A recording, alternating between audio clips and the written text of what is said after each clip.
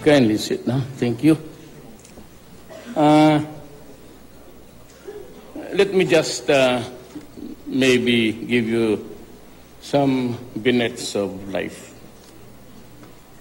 I do not want to pull my own chair, but this is how really it started.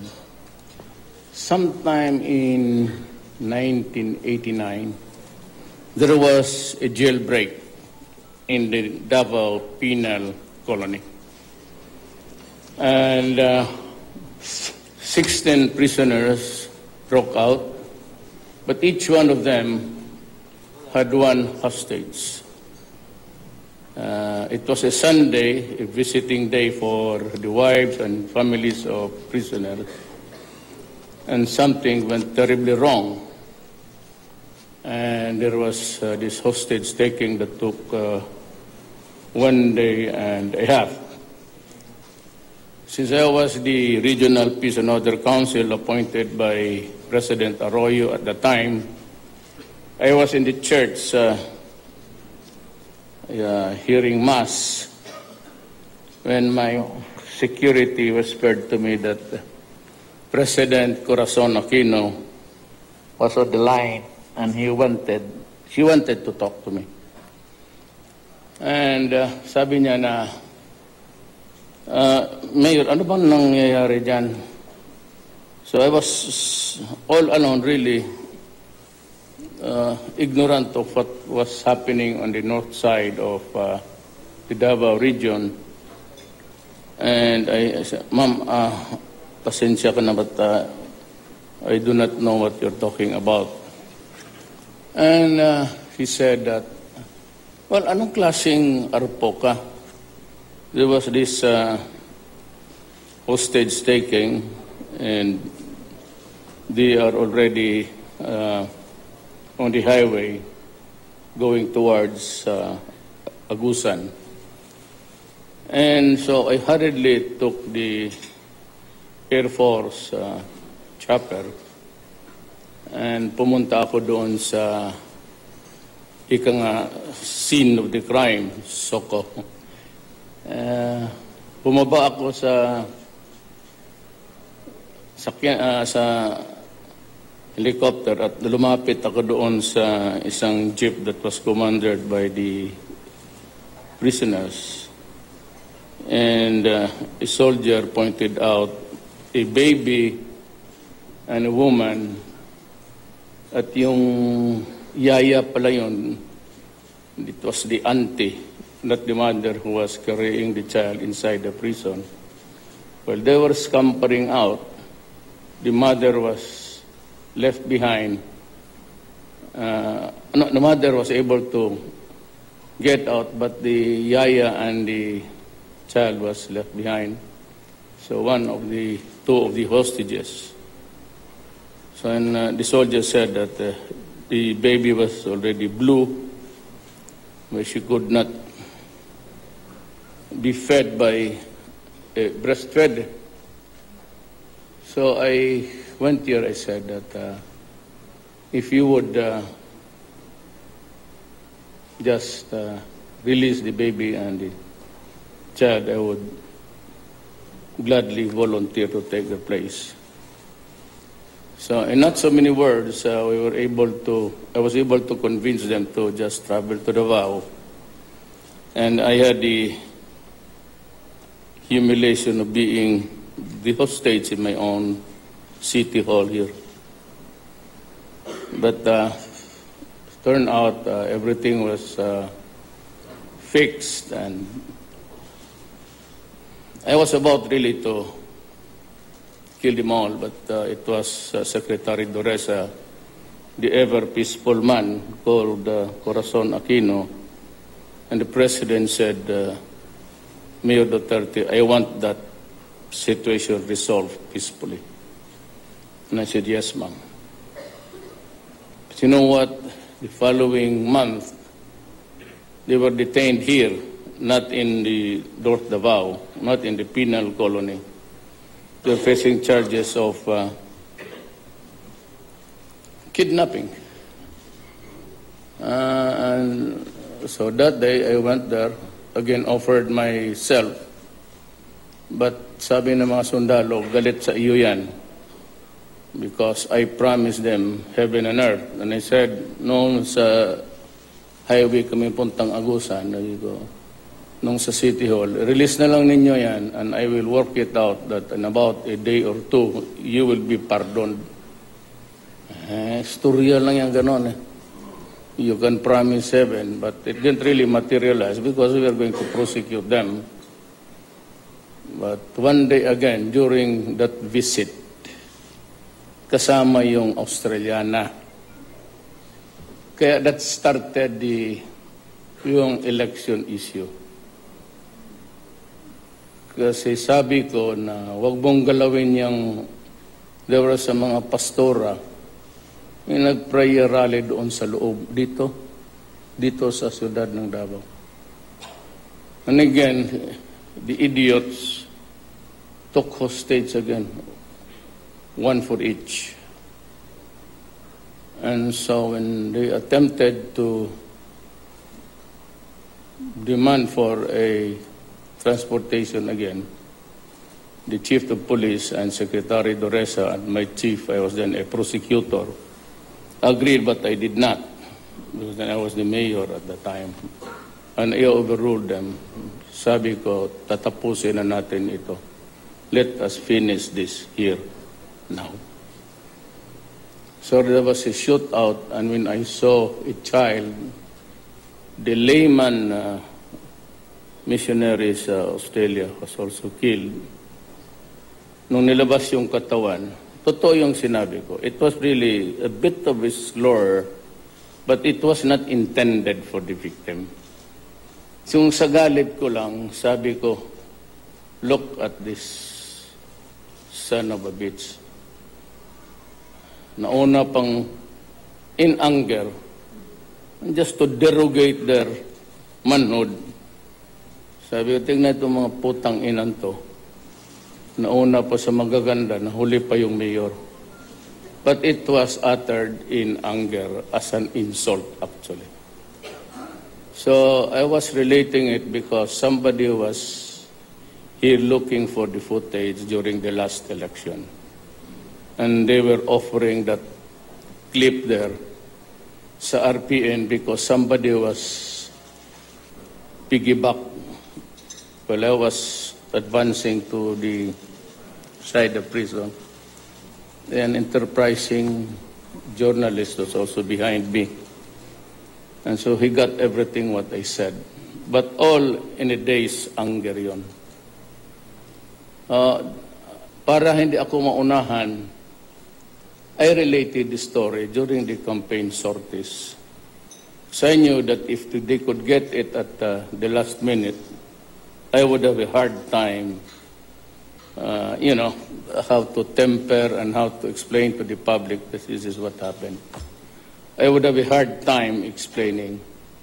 And that is why I related it. Actually, it was a narration of an event that actually happened, unrecorded one.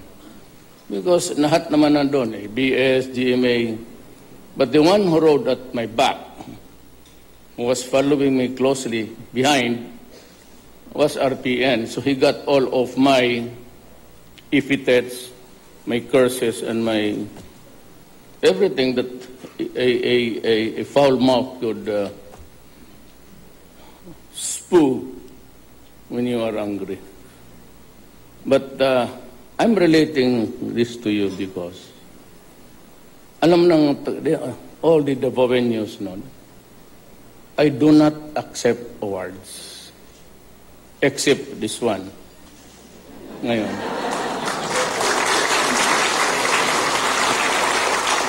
Because maybe I won't mention the name of the organization. They offered to award me for that particular incident in my life. And I said, and I made it as a matter of personal and official policy, not to accept award all these years.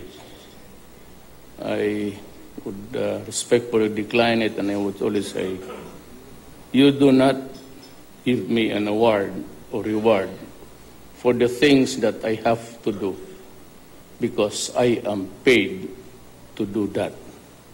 Exactly. But ngayon kasi,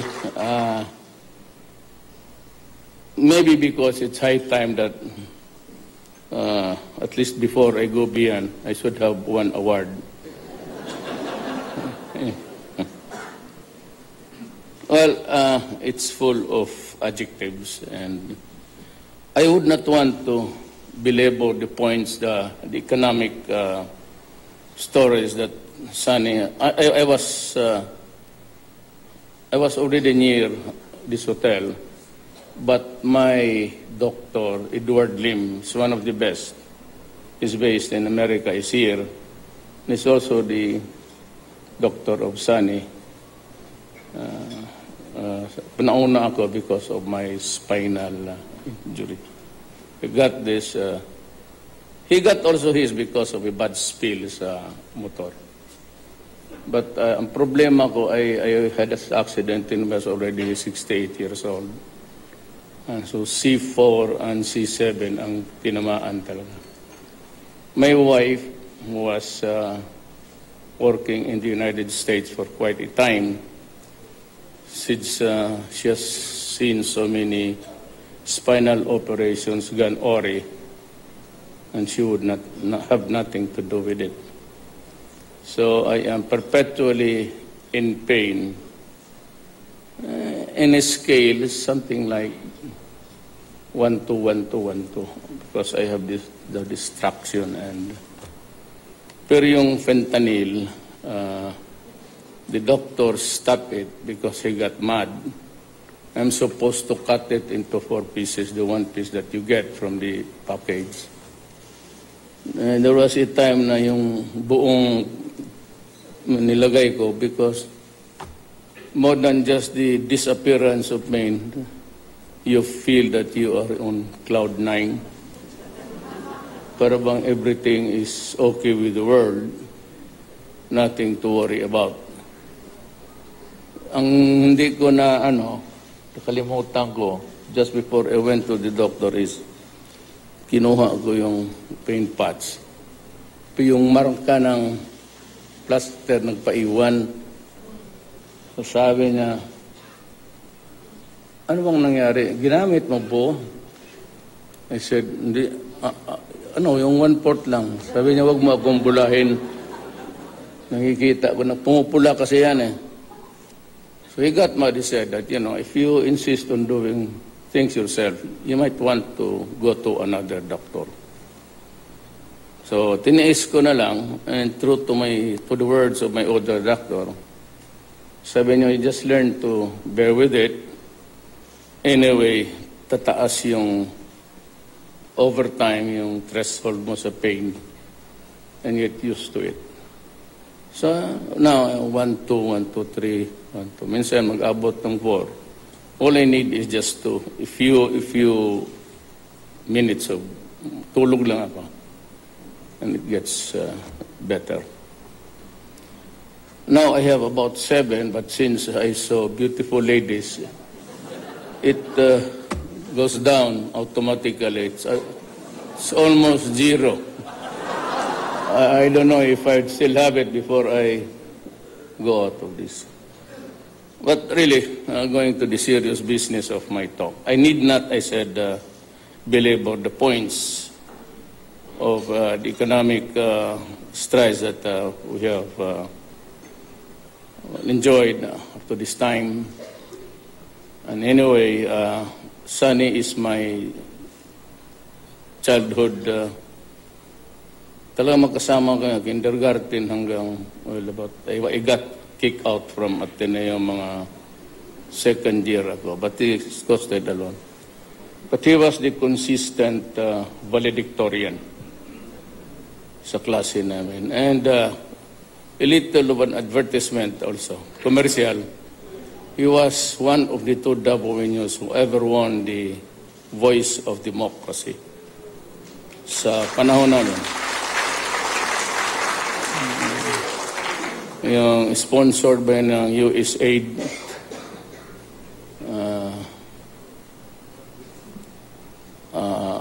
Kaya ako, I need not. But I saw Sunny was also copying his speech. Parang nakitingin ka doon sa copying man yan. So, wala. Ako, I remember, ang general weighted average niya was about 96. I would like to happily report to you that mine was 77. And when I transferred to the Corieso, it was run by the Canadian Brothers of the Sacred Heart in Davao del Sur. Doresa was the valedictorian. Mga about 94. I made it on time, 75. It's a bit okay. So I finished my high school in 7 years. So that would indicate to you how I mastered the art of skipping classes and just... Kasi kung may maghamon kasi sa akin na maglayas tayo, saan? Sambuanga. Sige. And won't you believe it, before I graduate, nagtatapos ako ng second year, I was already touring Manila. Naglayas-layas ako. So, just like Marco Polo, that's how he got his fame. But, you know, wala kasi akong maikwento sa inyong tin plate or my inspiration or my achievement. I was just a prosecutor. I was a trial prosecutor for 9 years. And in 1987, I was appointed as OIC Vice Mayor.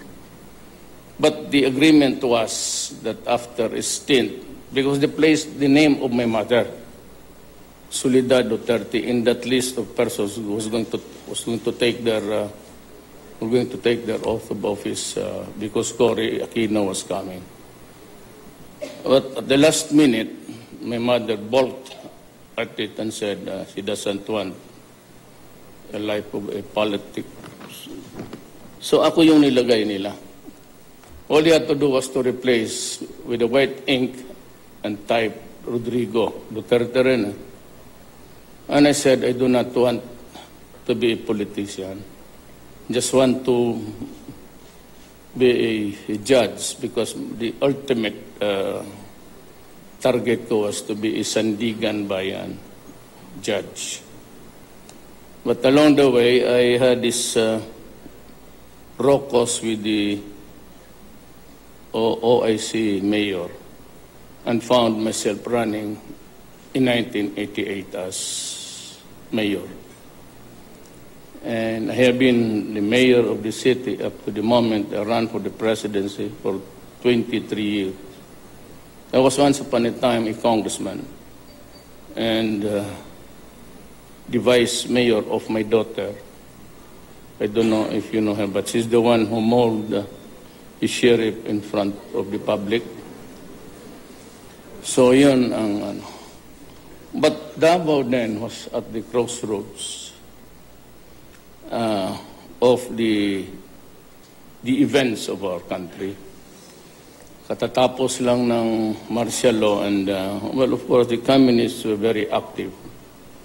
But since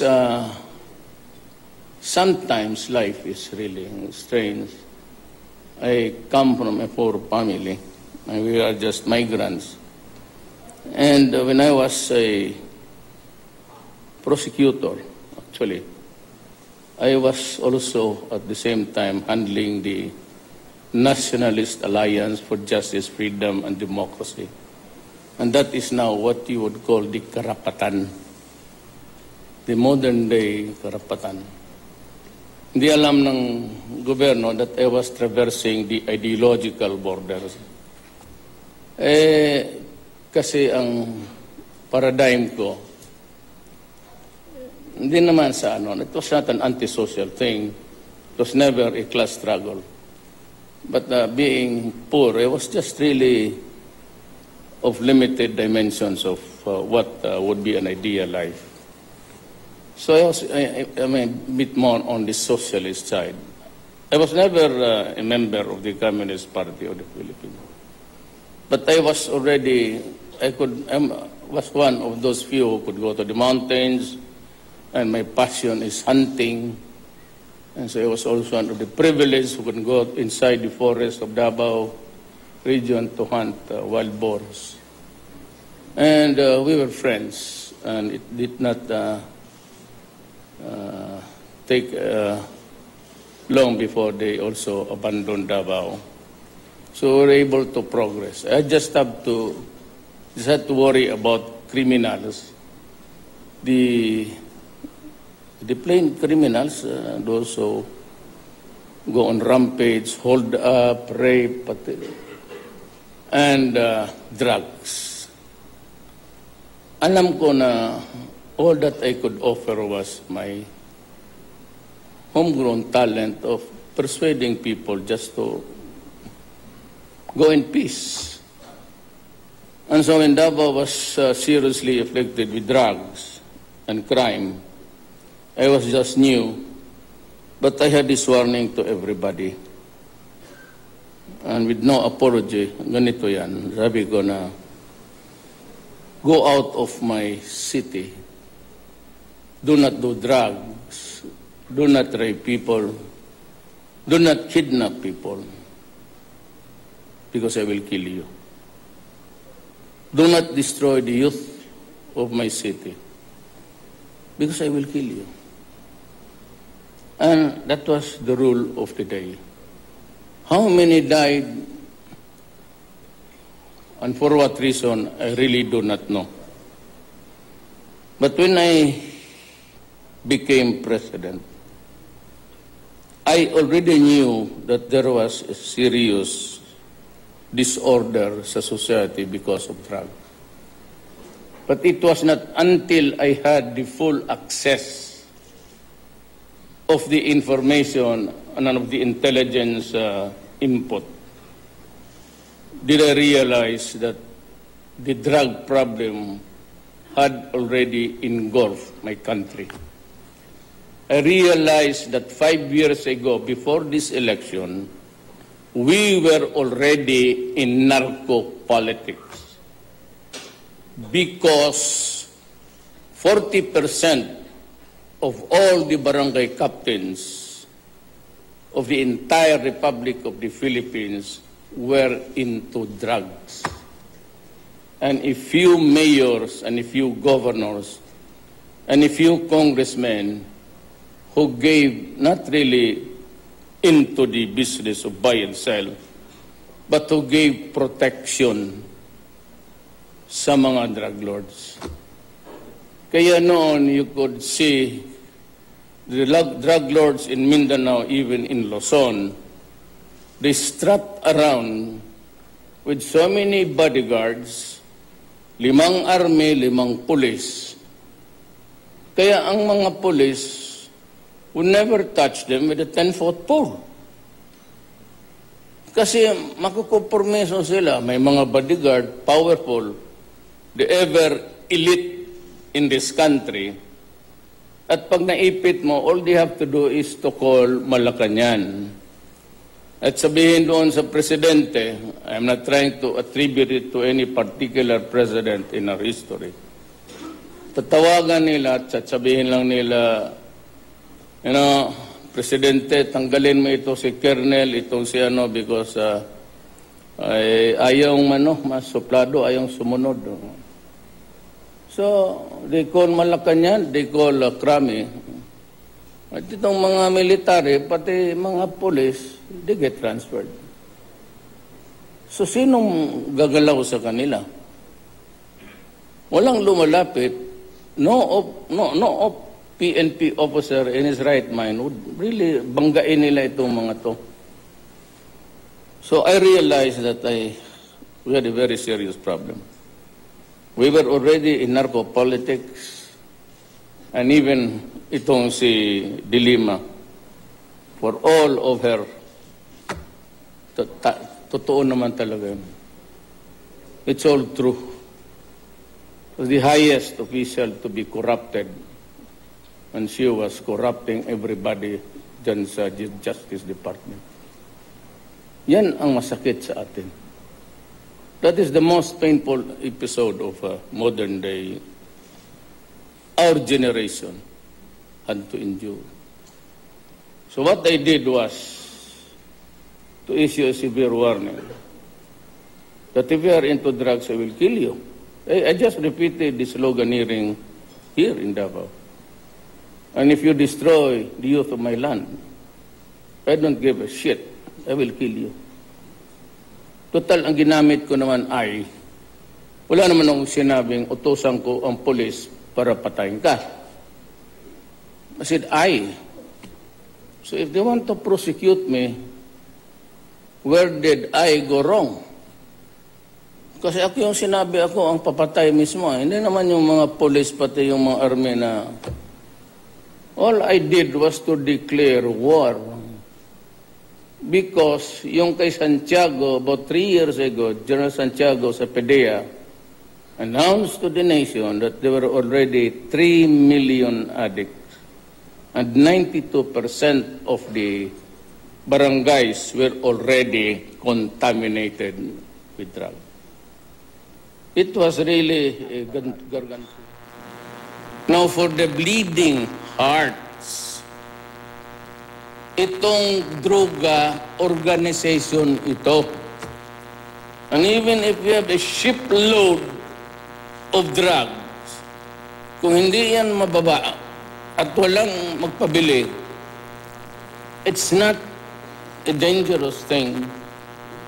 Just like guns, if stay in the warehouse, nobody's going to use it, hold it, perfectly all right.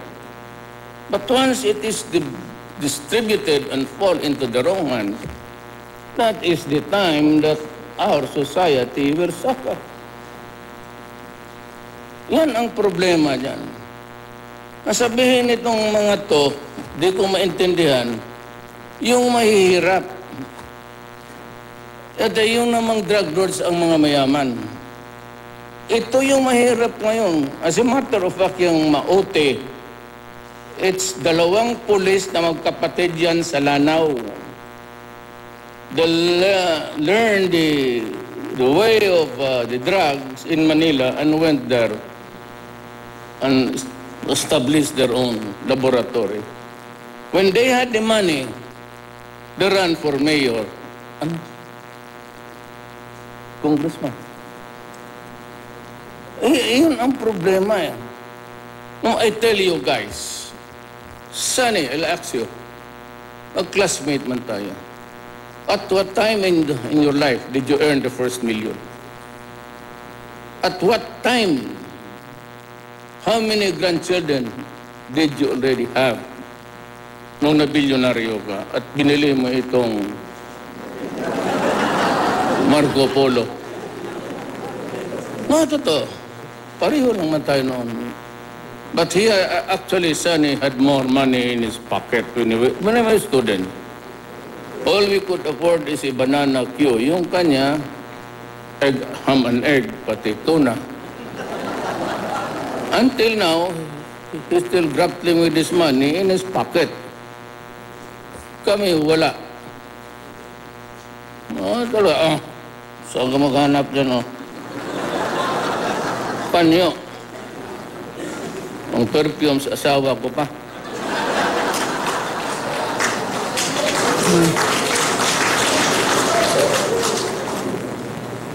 Ito, they just manufacture shabu. First, second, and third shipment, bilyonaryo na. Nasabihin na ng mga, itong mga anak, mga mahirap, natural. May alang-alang naman si Lance, pati si anak ni Lucio Taon magpabili dyan ng shabu. Diyan talagang nandoon sa baba. They are poor, I admit. Everybody's poor anyway. By what right do you have to make it poorer and make them more miserable and in agony? Ano din nakuha ng mga pare, pati mga human rights, pati itong tuntong presidente ng, you must be stupid. Itong ex-president ng Colombia, when Duterte is committing the same mistake, we cannot never be on the same mistake because I am not stupid, you are. Kasi ang Amerika, you must be stupid. Itong ex-president ng Colombia, when Duterte is committing the same mistake, we cannot never be on the same mistake because I am not stupid, you are. Kasi ang Amerika nagbuhos ng bilyon because they were flooding America. All of the supplies of cocaine and heroin came from that country. Anong tinurong ng Amerika dito? Except to recommend for my prosecution in the International Court of Justice, Criminal Court. Gusto pa ako nagpapriso. Yung tinignan ko yung charter ng International Criminal Court, ang mga gago, hindi pala membro. Stupid. Na sila mismo. Why? Because at one time they invaded Panama. A sovereign state uprooted the president, brought him to trial in America to serve time in prison there. And Bush, who went to Iraq, ostensibly in search for weapons of mass destruction na wala. That is why they avoided being members of the International Court of Justice, Criminal Court. Yan ang bulahan dito sa mundong ito. Kaya itong climate change, why was I reluctant? Not because I did not want climate change, but because of the distribution sa ratio. Sabi nila, well, 0.4, ganon tayo. Even our national says that we have to reduce it by 73, mas mataas tayo locally. But why? Because there are no sanctions. Ngayon, pag ang maliit ang Pilipinas, you violate the law. They can always rumble onto some other sanctions. Trade, they will cancel your quotas and everything. They can call your debt without any grace period. They can cancel. There are so many sanctions available to them. Tayong maliit, we cannot impose anything. But from a simple violation, they can always expand it to go into a gamot of so many sanctions. Yan ang hindi nakuha ng Pilipino because of the naivete.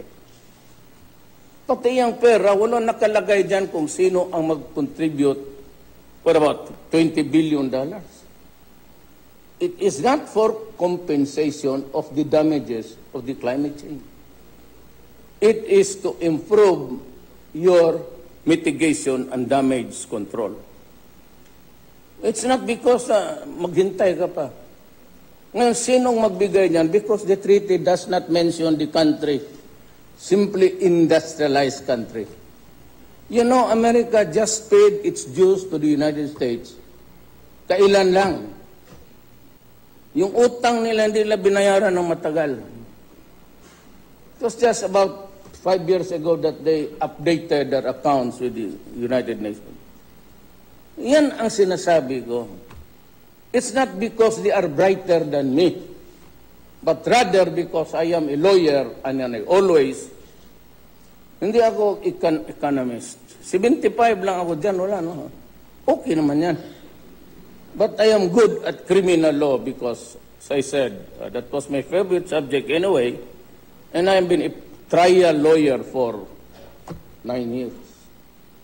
So I see things which you do not right away. Sanctions. Dari naman sanctions. Basahin ninyo. So what could there be other sanctions? Well, It could run into so many things. Trade, assistance. Ang ayaw ko dyan, sabi na, o the rhetoric of Duterte, sana ba, kung kayo, when I was mayor, I was already at the receiving end. It's okay. But when I became president, do not chastise me in public.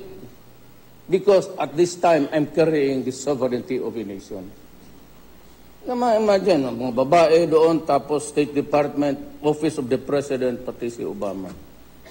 Yung sinabi ko, who are you? You go to hell. Bakit? Why do you have to? Para tayong patay gutom. Yung mga ko, look, whenever you make any public statement against the small countries, you always tie it up with the aid. We will not die. We will not go hungry. Because the ambassador is listening.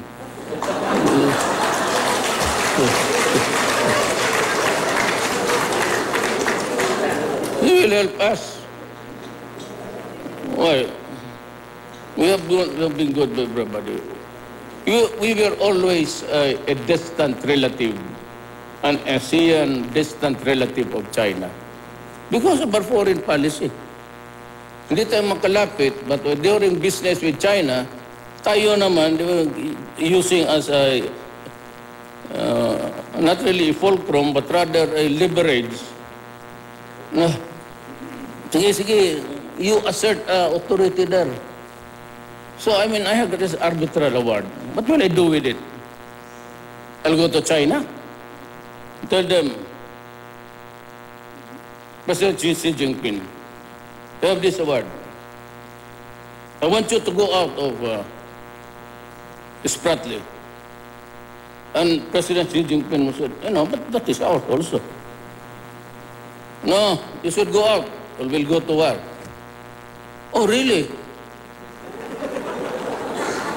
There will be a massacre. At ano ang battleground? Where will be the battleground? It's the Philippines and Palawan will be first to melt down. Tapos gusto nila akong gawing leverage. They want me to say, you oppose you. I told President Xi Jinping in a bilateral, Mr. President, I am here. I do not want to impose anything on you. I do not want to quarrel with you because I'm just a visitor here. I was invited, so I just want to make friends with you.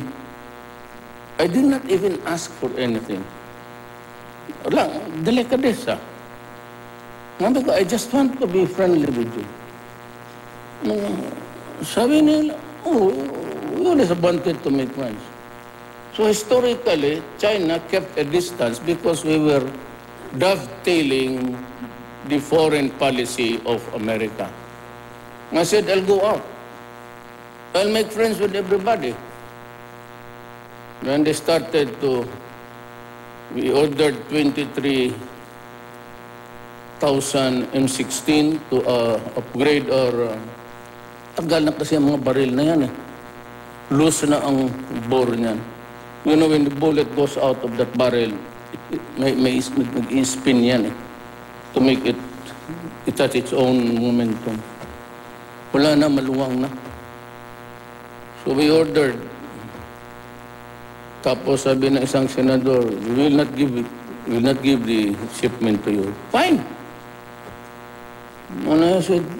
China said, we will give you. Russia said, we'll sell to you. Buy one, take one. Oh.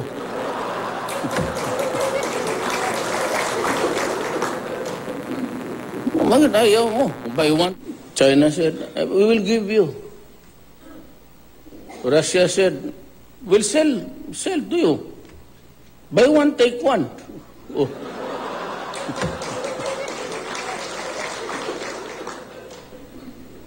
Bakit ayaw mo? Buy one, take one. Ganito yan eh. I do not want to talk about arms, especially missiles and everything. Because if they start, and China insists that it is theirs, and they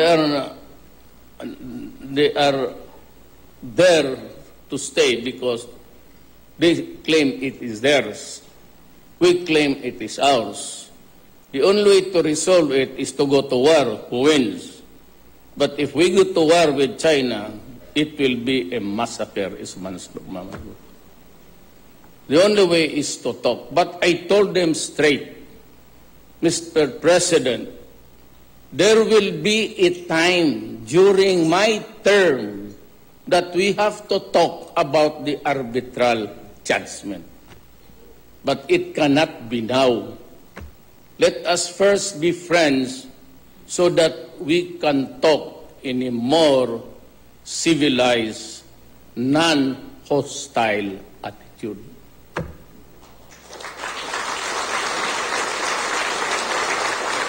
Mag-umpisa ka na magsalita, nag-aasaran kayo. When you begin to talk and you have this hostility or antagonistic attitude, hindi walang mangyari. Di para tayo buang. And to think that my grandfather is a Chinese, I'll have to kill him first. Or my relatives there in Patli, if they are there. Yun ang... So, who gave us the first rehab which can house 10,000 addicts? China. Chinese businessmen. Sila yun nauna. Now, itong sa Colombia, itong luko-luko na ito, you know, the United States spent billions. Why? Because nandoon yung supply. They practically bought every citizen there with money. Kaya nahinto. Magyayabang naman itong former president that I am committed the same mistake. That is only possible, Mr. Ex-President, if I am as stupid as you. I said, but unfortunately, I am not. Tapos ang Colombia, how about Mexico now? Oh, tell me, this is public. So I called President Trump. I said, Mr. President-elect, this is President Duterte. I'd like to congratulate you on your victory as President of the greatest nation on earth. Oh, yes, President Duterte, I heard that we have a bad fix with the State Department. Mr. President has nothing to do with you. Yes, I know. You are right. This kind of a bad, this drugs is killing my country. I knew that border there with, then he named the country. What is a border there? We're killing 40,000 people. Sabi ko, yung akin, 3,000 lang. Punta dito sa Davao, ihulog ko yan dyan sa hagdanan. Mas marunong pa.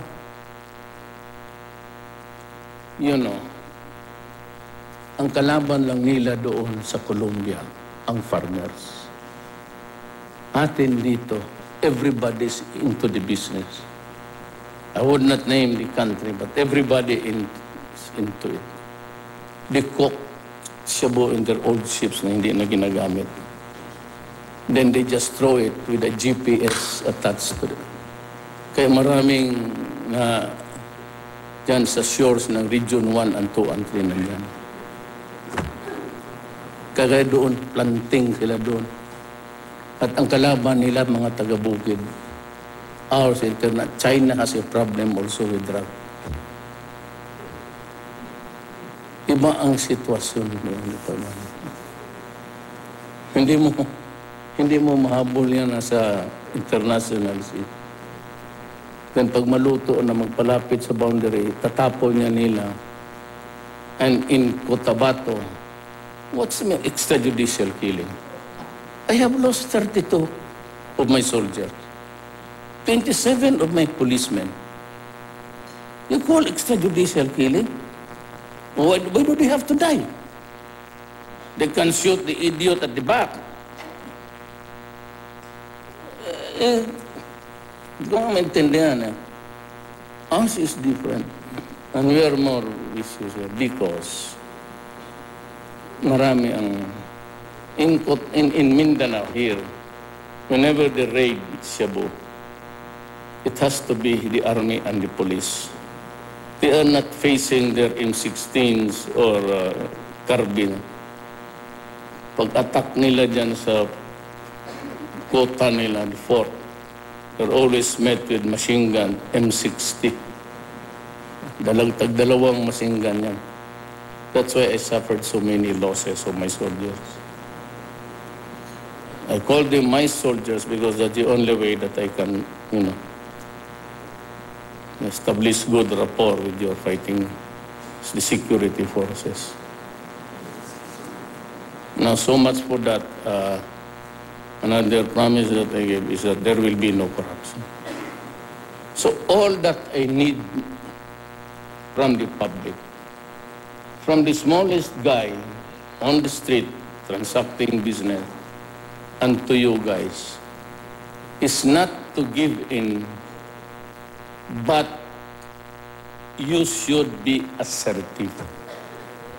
If you are here and given a permit and you have complied with all the papers, the slightest whiff of suggestion, you create a scene. Magdrama ka, magstilo ka, putang ina mo. Bakit ako bibigay sa iyo? We have complied with all the requirements and papers. Do not fuck with me. Sabi ni Duterte, either barilin kita dito ngayon o sampalin kita. And that I get wine of all of these things.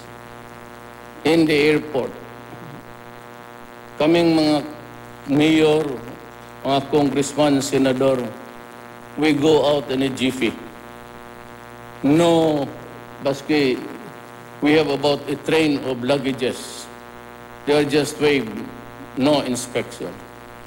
At magdating itong the small OFW, 2, 3, sigawin natin 5. Kinakalkal pa yun at kinukuha. Sabi ko sa customs pati sa lahat na, do not do that. There will be no second chances. Zero tolerance ako ngayon sa crowd. Just mere whisper, you're out. And every department, NEDA, the famous or infamous NEDA, you apply for anything, it takes them forever. 1 year, 2 years. Yung aking application is simple commuter train. Until now, wala. So I have imposed upon all the departments, cabinet members, 1 month. Either you approve it or disapprove it, but let the papers out 1 month. Mga director, 15 days, and you have a development, you let them know. Because if there is a development, conversion, whatever, from agricultural to residential, just file your application. They are given 15 days. Ang mga direktor, mga tamad, most of them are indolent.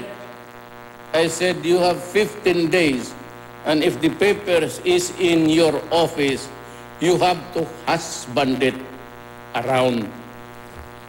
Keep it tab of how many days it's been there.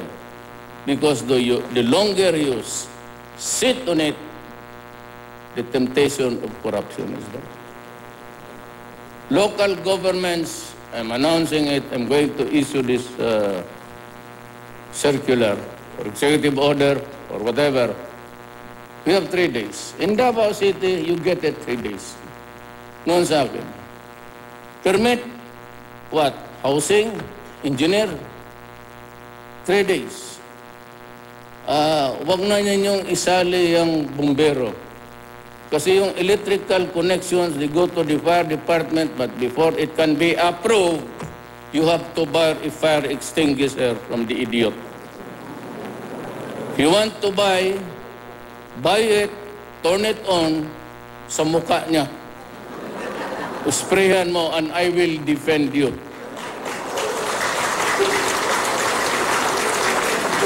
I will not allow you to go to prison. Lahat. You know, I said, I am not, we are all feet of clay.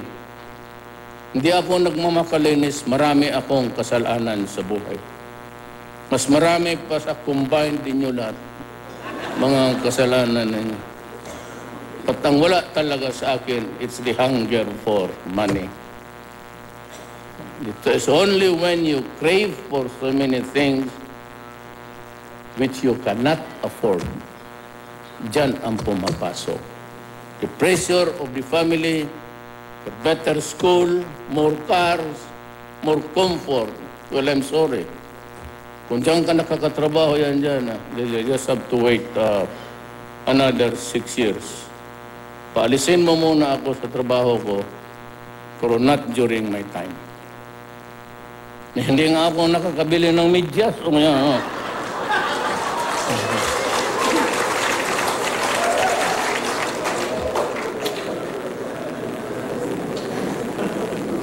So criminality has to go. Basta ako, kung anong binibigay ninyo sa tao, isa sa uli ko talaga. Pag in-cremate mo yung biktima mo, I will also cremate you. Fair is fair. If you rape a child, kill the child, bigay kita doon sa elepante sa soup. Have you raped her and I'll cremate you thereafter. Kasi itong Pilipino, mahirap kausapin. Mahirap kausapin pilosopo. Now, I'll tell you a very strange thing. They say that itong death penalty, it never provided any relief, either as a deterrence or as a punishment. Meet it out. You know, before I'll show you,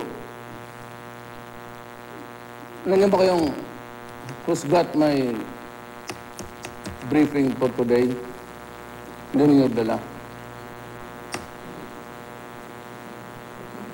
I'll give you an astonishing... Kaya wag kayong... may mga media na credible. Doon na lang kayo sa Manila Times.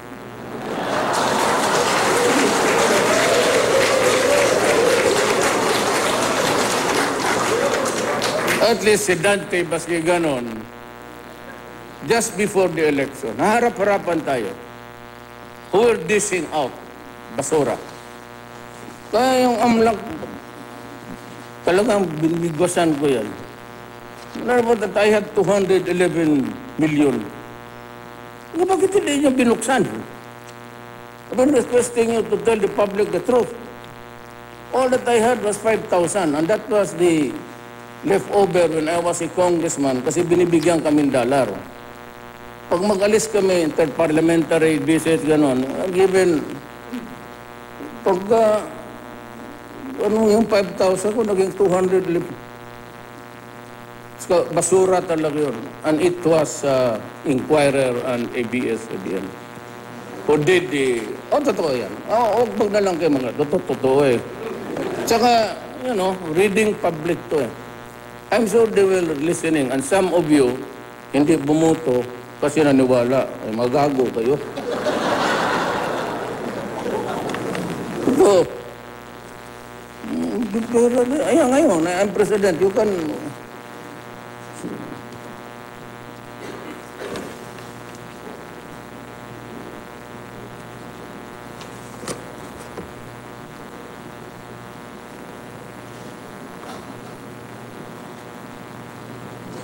Is this the one that I got last night? Is this the one that I got last night?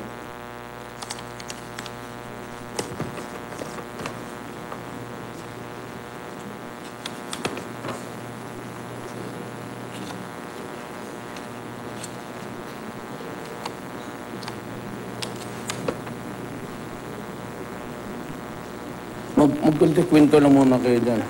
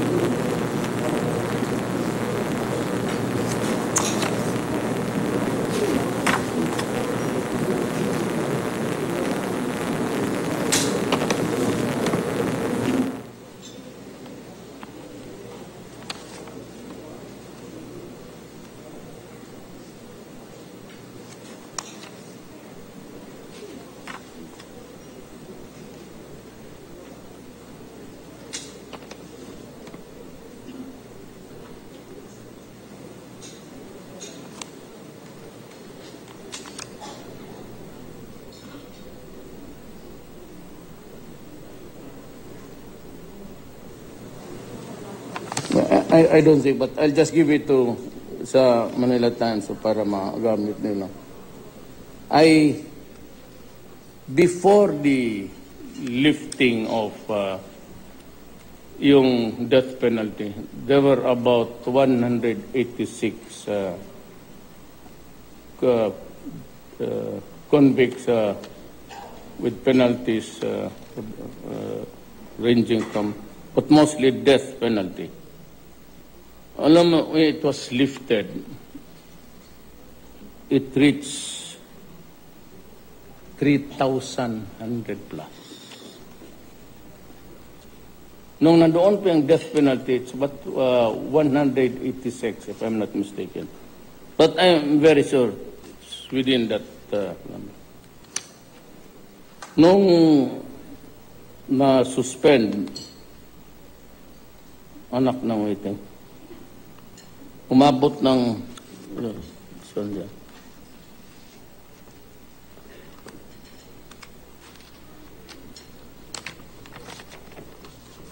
Wala dito. Doon sa yung natanggap ko nung... Anyway, that's... I think it's here, but...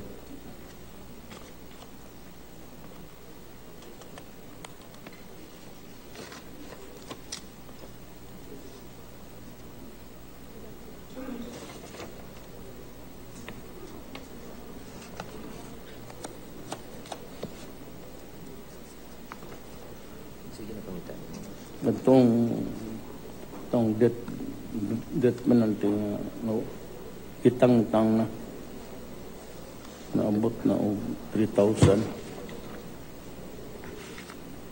You got it the other night. Akong pa the other night. Ayan na. I'll just give it to. But take my word for it actually. Nung noon pa yung death penalty, it's about 1,087? Or no, 187, excuse me. Nung nawala na, an increase of 3,000. Hindi deterrent. Sabi ni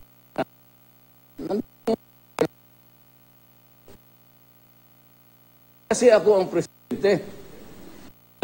Ako ang presidente. Gawain kong kurtina yung mga buang dyan sa puno. Bitayin. Yes. Total, itong pare, ayaw mo rin magpayag na. The other night. During the Senate deliberations on bills seeking to restore death penalty, BUCOR, that's Bureau of Correctional, Director Attorney Benjamin de los Santos said there were 189 inmates convicted of heinous crimes before the capital punishment was abolished. In 26, De Los Santos added that after the death penalty was revoked, this figure rose to 6,200 inmates, an astonishing 3,280% increase of persons convicted of heinous crime. Figures rose from 189 to 6,200, or an increase of 3,280%. Kaya huwag kayong maniwala dyan sa mga writer, yung mga opinion. Puro basura yan. Pera-pera lang iba dyan. Totoo lang. Politika, whatever. Do not try to discern newspapers or do nothing. Kasi yung mga newspaper na yan, yung mga isto, wala nang mabuti ang ginawa sa kapwa-tao nila. Nothing could ever be right for them. Kami, totoo lang, kami na bayad ninyo. I am a worker of government. You will never hear me address myself, I am President Duterte. I always say, we are all workers in government and we serve the people. Hindi ako nang papatawag ng Presidente. Kaya, look at Sunny when he said, the President of the Philippines, para nandiyan at Mayor Rodrigo Duterte. Pero kami lang, I told them to call me Mayor. Nakukurnihan ako dyan sa Presidente. Putang liit ng sweldo. Ba, I give you, there's the executive order about transparency. Wala akong kinuha except my salary. My salary is 130 plus a month. I have 2 families to support. Kulang. Ang mga anak ko, okay na. Pero yung naghiwalay, yung apo ko doon sa unang asawa nila, pati itong may isa akong anak na kulang ginawa kung hindi yung Sebastian na to. Dalawa na yung iba-iba ang hindi na umuwi. Kaya sabi ko, I took advantage of the national exposure one day in Niagara. Hoy, buang, kung nasaan ka ngayon, makinig ka. Eh, tinanong ko kasi yung anak niya, sabi ko, saan papa mo? Wala. Love mo, mama mo, papa mo. Hindi, mama lang. Kaya ako na, to hear that from the words of, ang apo ko, ako ang nasaktan. Sabi ko, mag-uwi ka. Tapos, nandito lang ako sa kabilang bahay. Ngayon na lang, I share with you my problems also. I have my personal problems. Pero okay man kami sa pamilya ko. We're good. Except that, magsabi ko, wala akong allowance. 3 piso outside of my salary. At nandyan man sila dito. I do not review your businesses per paper. Yung mga contract na binibig MRT na. It does not fix me table. I do not want it. Not in Malacanang. Diyan, trabaho lang kayo. Total, kayo lang man ang magpirma dyan. It's not the President. I do not allow yung mga papers na haluapin ninyo. Gaya noon, lahat ng mga negosyo na dumadating. So somebody reviews it, and you know, that will swear graft and corruption. Kaya wala. Appointments and yung mga national security papers, yun lang, wala akong ni-review na ano. Tignan ninyo yung mga applications din. You never find there an annotation na President I do not. I do not because I do not like it. Okay na ako. Okay na. I have enough adulation and clapping of the hands. 23 years. Hindi ko na kailangan. I've always said, there will be no corruption.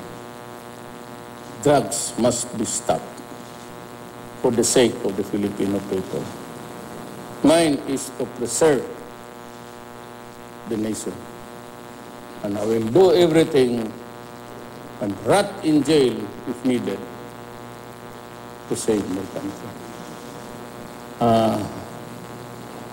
Let me just tell you that if you ask me if I am exceedingly happy or if I am inordinately proud of my presidency, being president, I'll give you this answer from the bottom of my heart.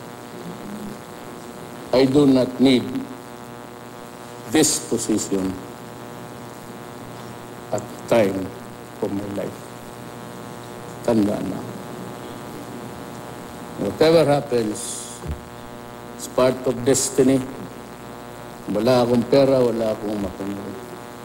If God says that I stay there for 1 year only, 8 months, 2 years, I get assassinated or mahulog yung eroplano, mas mabuti para makapaghinga na tayo. Total, kayong lahat mag-abot man rin doon, sooner or later.